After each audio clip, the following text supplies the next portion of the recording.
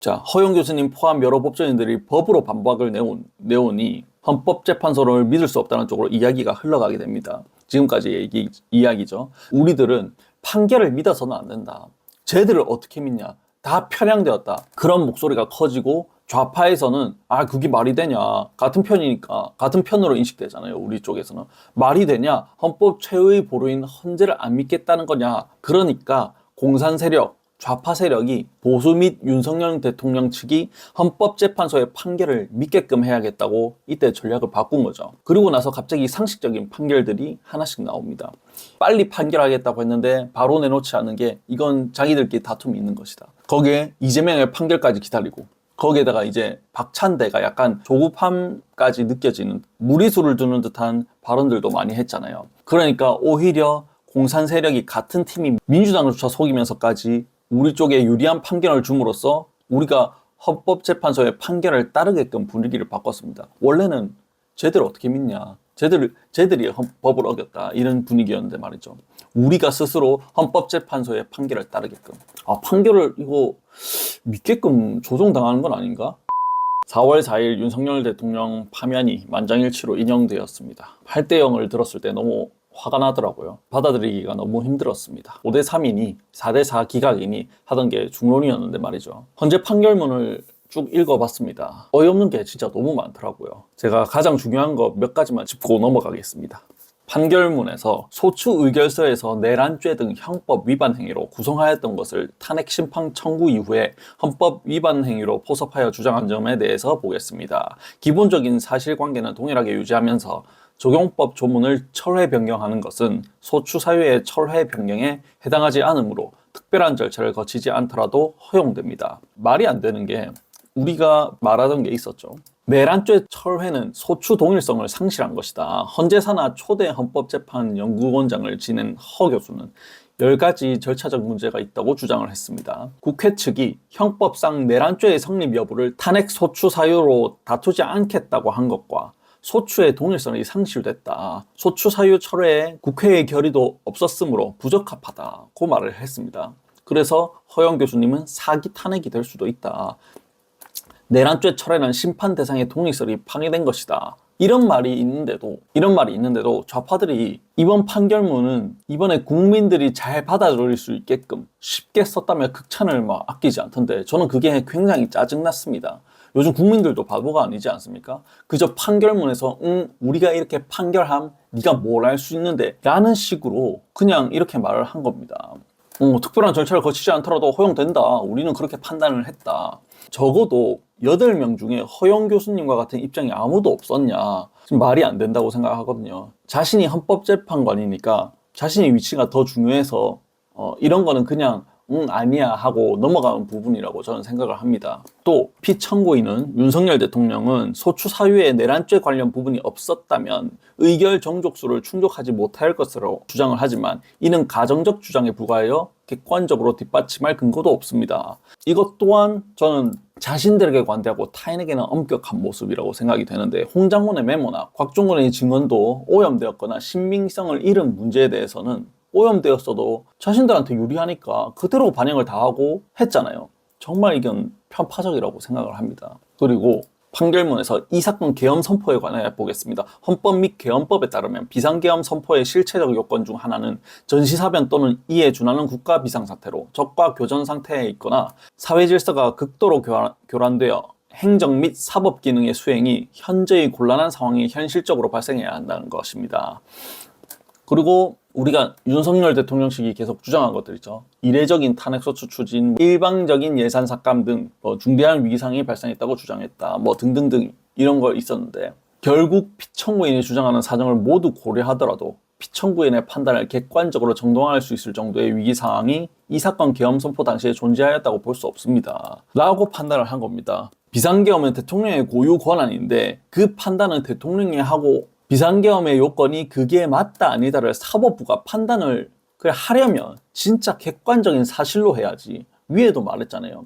객관적인 근거로 사용되어야 한다고 그렇게 말을 했으면서 여기선 거짓말과 오염된 진술로만 이루어지고 마약이 판을 치고 장관들이 대거 탄핵되고 공석이 되고 입법 독재와 단독 예산 삭감으로 대통령이 일을 못하게 하는 것이 국가 비상사태가고 아니라고 사법부를 판단을 한 겁니다. 진짜 저는 이게 정말 대단하다.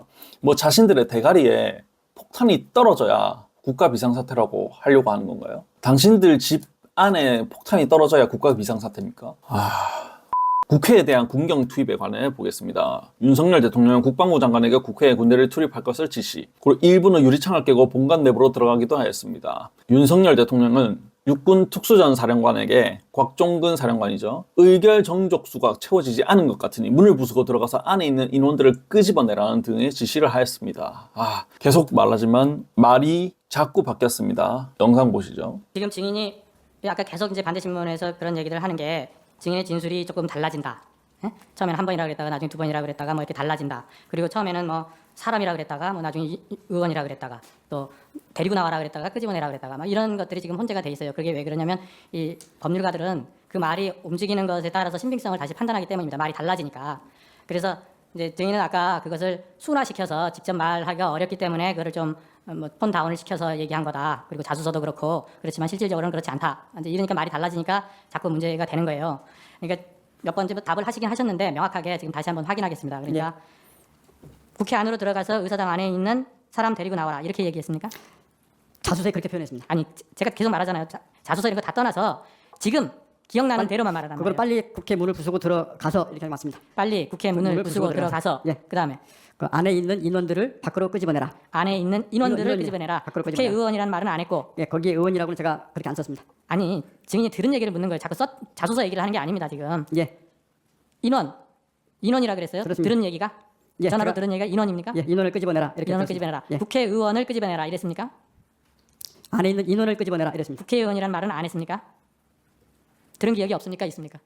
전화로 전화로 들었던 표현은 안에 있는 인원을 밖으로 끄집어내라 이렇게 들었습니다. 그렇게 들었다. 예. 그러면 다시 정리하면 국회 내에 의결 정족수가 안 채워진 것 같으니 예, 문을 부수고라도 안으로 들어가서 의원을 다 끄집어내라.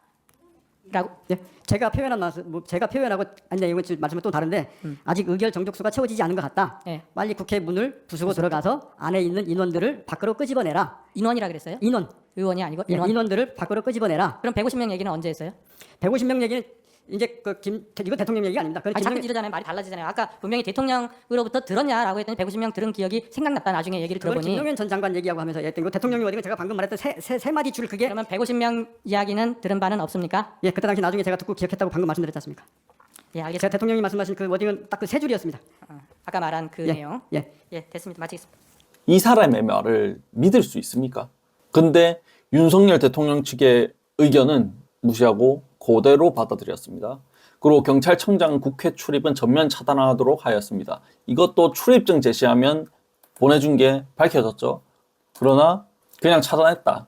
끝. 그리고 국방부 장관은 필요시 체포할 목적으로 국군 방책사령관에게 뭐 블라블라 홍장호 메모, 그 오염된 메모를 그대로 위치 확인을 요청을 했다. 그리고 통제한 한편 윤통은 군경을 투입하여 국회의원의 출입을 통제하는 한편 이들을 끌어내라고 지시함으로써 끌어내라고 그게 국회의원이라고 말한 적이 없는데 국회의 권한 행사를 방해했다. 거기다 자신들을 그렇게 판단했다는 겁니다.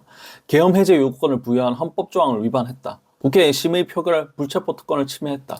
그리고 정당 대표의 위치 확인 시도에 관여함으로써 정당 확정의 자유를 침해했다. 여기에 대해서도 홍장원의 메모, 박선원의 필체와 동일하다는 감성서도 나온 상태. 그리고 그게 아니더라도 변론 증언 때와 말이 몇 번이나 바뀌었습니까? 메모장도 뭐 1차, 2차, 아니 1차는 버렸었다. 근데 2차, 3차, 4차 자신이 계속 더 추가해서 작성한 꾸불꾸불한 메모를 그대로 반영. 그리고 이에 대해서 허영 교수님이 홍장원 전 국가정보원 1차장 메모는 진정성이 의심된다. 곽종건 전 사령의 진술에 대해서는 일관되지 않는다. 오염됐을 가능성을 언급을 했습니다. 헌재가 변론기일 지정 협의 없이 일방적으로 8회로 제안을 한 거. 그리고 윤석열 대통령의 반대 신문권을 제안해 방어권 침해를 한 것도 문제가 됐었죠. 그리고 어쨌든 윤석열 대통령 측의 반박은 아예 반영되지 않고 민주당의 의견을 그대로 받아들인 헌재. 변론을 다 하고 나서 솔직히 분위기가 많이 바뀌었잖아요. 사람들이 다 알잖아. 말이 계속 바뀌고 회유 정안이 녹취가 나오고 그리고 변론을 다 하고 나서 솔직히 분위기가 많이 바뀌었잖아요. 우리 국민들이 다 분노해 있을 거다. 이건 사기다. 윤석열 대통령이 헌법을 수호했는지 안 했는지 판단해야 할 헌법재판소가 오히려 법을 무시하면서 졸속으로 진행을 한다. 이런 말이 많았잖아요. 그러니까 이때부터 제가 생각하기엔 시나리오가 다시 써진 거라고 봅니다. 어떻게 써졌냐? 자, 허용 교수님 포함 여러 법조인들이 법으로 반박을 내오니 헌법재판소를 믿을 수 없다는 쪽으로 이야기가 흘러가게 됩니다. 지금까지 이야기죠. 우리들은 판결을 믿어서는 안 된다. 쟤들을 어떻게 믿냐? 다 편향되었다. 그런 목소리가 커지고 좌파에서는 그게 말이 되냐. 같은 편이니까 같은 편으로 인식되잖아요. 우리 쪽에서는. 말이 되냐. 헌법 최의 보루인 헌재를 안 믿겠다는 거냐. 뭐 이런 식으로 온라인에서 되게 많이 싸웠잖아요. 그러니까 공산 세력, 좌파 세력이 보수 및 윤석열 대통령 측이 헌법재판소의 판결을 믿게끔 해야겠다고 이때 전략을 바꾼 거죠. 그리고 나서 갑자기 상식적인 판결들이 하나씩 나옵니다. 방통위원장 이진숙의 탄핵 기각, 이재명을 째려봤다는 이유로 탄핵된 검사를 기각 나왔죠. 허영 교수님이 진보 성향 재판관 공정성 문제도 여기서 또 지적을 했잖아요. 이미성과 정계성 재판관이 이미 공정성을 잃었다. 헌법재판소의 결정을 절차적 정당성을 잃고 국민적 승보를 얻기 어려울 것이다. 헌재는 한덕수 총리 관련 권한쟁의부터 심리하지 않고 심리 순서를 자의적으로 바꾸었다. 뭐 이런 얘기가 계속 나오니까 한덕수 권한대행 탄핵도 기각을 줘버립니다. 갑자기 상식적인 걸 한 거죠. 그리고 시간을 점점 끌어요. 그러면 탄핵이 다 기각이 났잖아. 우리 쪽에서는 희망 회로를 많이 돌리잖아요. 자, 지금 바로 안 내놓는 게 빨리 판결하겠다고 했는데 바로 내놓지 않은 게 이건 자기들끼리 다툼이 있는 것이다. 거기에 이재명의 판결까지 기다리고 거기에다가 이제 박찬대가 약간 조급함까지 느껴지는 무리수를 두는 듯한 발언들도 많이 했잖아요. 그러니까 오히려 공산 세력이 같은 팀이 민주당조차 속이면서까지 우리 쪽에 유리한 판결을 줌으로써 우리가 헌법재판소의 판결을 따르게끔 분위기를 바꿨습니다. 원래는 쟤들 어떻게 믿냐. 쟤들이 헌법을 어겼다. 이런 분위기였는데 말이죠. 우리가 스스로 헌법재판소의 판결을 따르게끔. 그리고 4월 4일 만장일치 땅땅땅. 여기서 들고 일어나면 그저 이진숙, 한덕수 권한대행 때는 분노하지 않으면서 자신들이 원하지 않는 판결이 나오면 폭동을 일으키려는 사회 혼란을 주려는 세력으로 이렇게 만들어 버리려고 하는 거죠. 저는 사실 이걸 왜 이렇게 생각을 했냐면 좌파인 친구랑 이야기하다가 이진숙과 한덕수 기각이 나오면서 봐라 이게 정상이다 이런 말을 했었단 말이죠.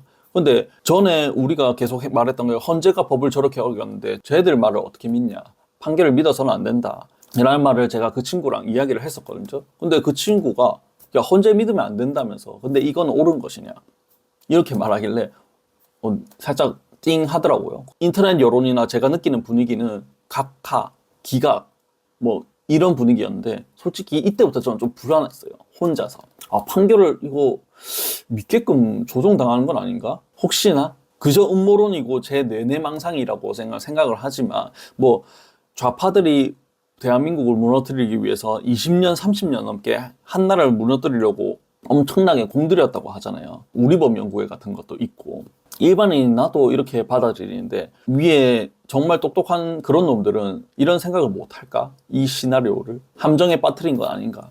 이런 무서운 생각이 좀 들었습니다.